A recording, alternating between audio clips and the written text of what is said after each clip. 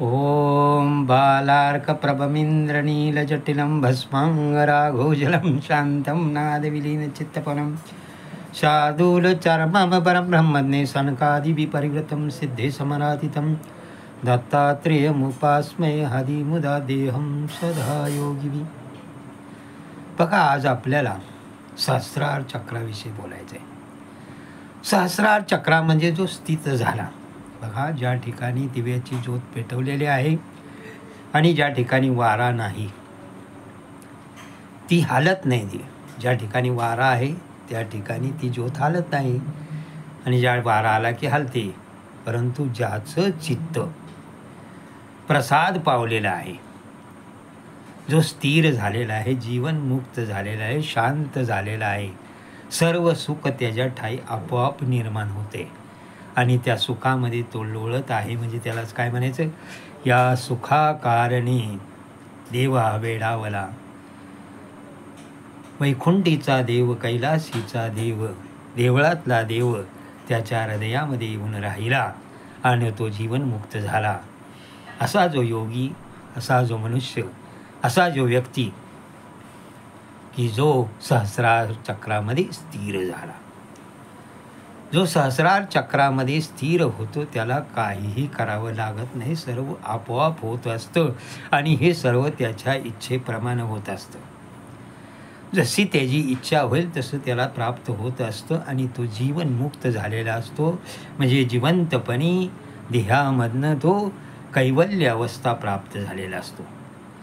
चारी मुक्ती त्याच्याजवळ लोळत असतात आणि तो सदा सुखी झालेला असतो. म्हणजे सुख त्याच्या हृदयामध्ये असतं आणि हृदय हे त्याचं सुखानं भरलेलं असतं.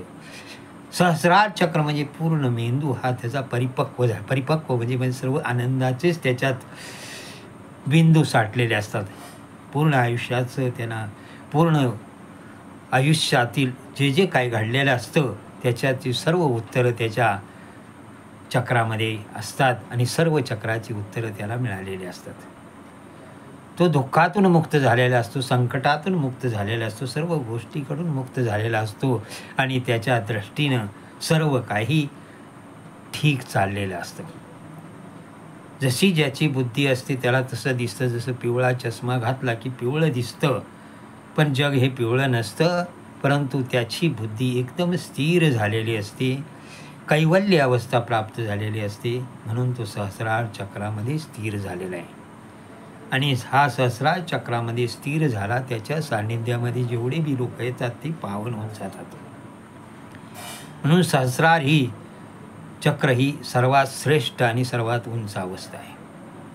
ही ज्या ठिकाणी मनुष्य पोचला, ज्या ठिकाणी साधू पोचला, ज्या ठिकाणी सत्वगुणी पोचला, त्या ठिकाणी सर्व काही करून उरल्यासारखं आहे. म्हणजे त्याला काहीही करावं लागत नाही, कोणत्याही गोष्टीकडे धाव घेत नाही, कुठल्याही गोष्टीकडे तो पळत नाही. सर्व गोष्टी त्याच्याकडे पळत येतात.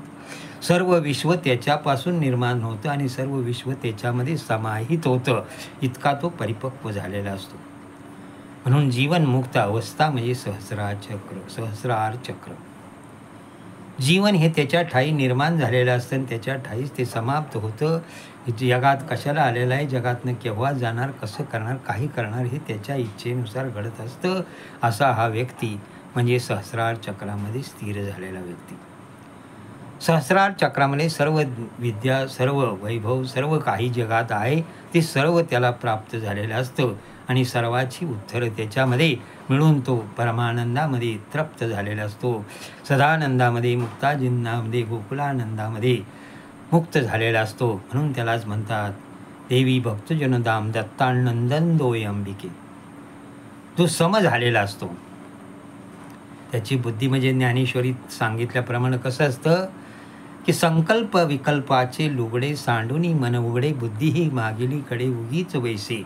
ज्याची बुद्धी गप्प असलेली असते, संकल्प विकल्प थांबलेले असतात आणि तो एकदम स्थिर झालेला असतो, असा व्यक्ती म्हणजे कैवल्य अवस्थेला, मुक्त अवस्थेला पोचलेला सहस्रार चक्रातील व्यक्ती असतो. साधू असतो, संत असतो, पुण्यवान असतो.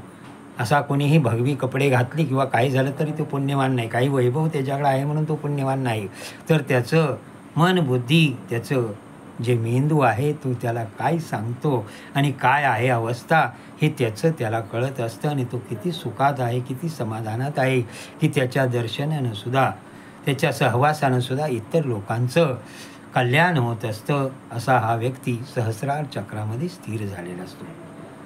सहस्रार चक्रामध्ये काहीही करावं लागत नाही, आपोआप सर्व होत असतं. म्हणजे तो निर्विकल्प झालेला असतो.